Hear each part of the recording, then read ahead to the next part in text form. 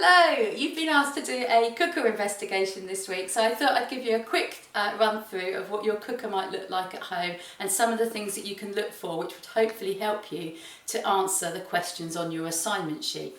So your cooker might be like mine, or your cooker might be slightly different to mine. Mine is built in, and so I've got my cooker quite high up off the ground, and I've separately got a hob. However, you might have a cooker which is freestanding on the ground and then has on top of it the hob.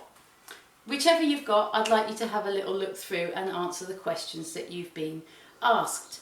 Now, the first part of the oven that we're going to look at is actually the main oven. It's generally the bit that is on the bottom of your cooker.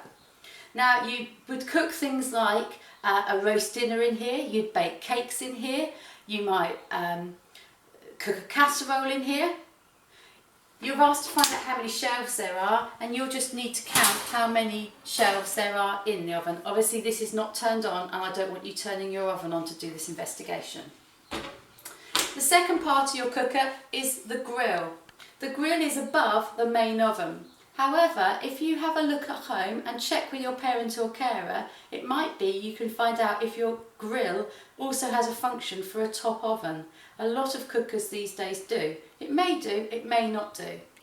Now, the grill usually has a grill pan in it.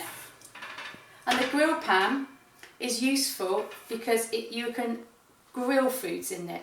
So things like sausages or bacon. And the grill pan, as the sausages or bacon cook, will allow the fat that's within that meat to drain and drip through, and so that actually you aren't adding fat to your food, and in fact you're losing some of the fat from your food. And obviously at the moment we're trying to eat less fat in our diets. So grills can be very quick at cooking food.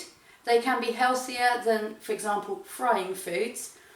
However, because the grill uses radiant heat, where the heat comes from above and cooks the food, you'll find that when you grill food, you can only grill food that is fairly thin. So toast would grill fine, sausages would grill fine, but you would not be able to put a thick food in there, for example, something that was above 3 centimetres, because the heat wouldn't be able to get through all the way through whatever it was you're trying to cook. So grills are useful. They can cook quite thin foods quite quickly, and they're a healthier method than, for example, frying. The next part that I'm going to show you is the hob. My hob is separate, as I've said to you already. However, your hob might be built in on top of your cooker, and that is more traditional. The hob has, and nothing's turned on, and I'm not going to turn anything on. The hob has got different rings or burners. So when your sheet is asking you to identify how many rings or burners, it is how many of these circles that you have. It will ask you if they're the same size or not, and then I want you to think about why might they not be all the same size. Now, if I was going to use the hob, it would be great for doing certain jobs in the kitchen. For example, for boiling and simmering vegetables. For example, poaching an egg or poaching fish if I was making a fish pie. For example, I could saute food with a little bit of oil. And as I said to you, the grill would allow fat to drain away. If I was frying food though, I would be adding fat to it in a pan, a frying pan that I maybe might be frying off in. Now, I'm going to give you an explanation video of how to use the hob a bit later on. I'm also going to give you an explanation video of how to use the oven, and I will make sure that on relevant weeks, when you're using either the hob or the oven, that you watch those before you get cooking. The last thing that I know I'm going to ask you to do on that sheet, and you might think I'm not too sure what that means, is you're asked to draw the control panel for your cooker. I don't want a beautiful 3D box shape of your cooker. The control panel is what makes your cooker work. Which buttons are where, so that when I say to you, when you're asked to preheat your oven, for example, you'll be able to say, I know how to preheat my oven because I know which switches I need to turn.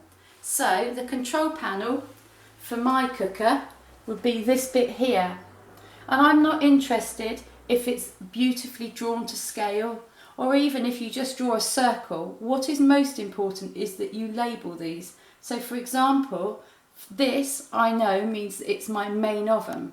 So I would put main oven, and this controls the temperature. This makes sure that my main oven is on. Yours will be different to this.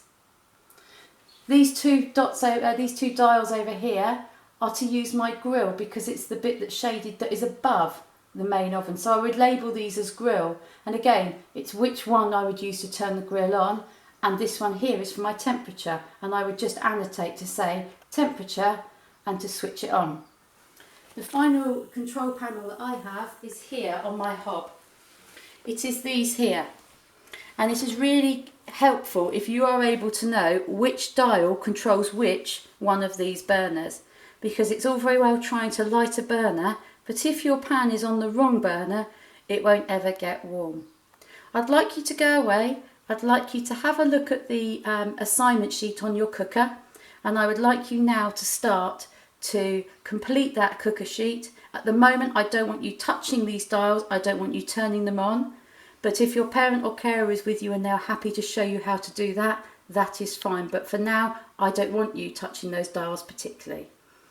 I hope that that helps you to complete your sheet and your cooker investigation, and I'll catch up with you again in a little while.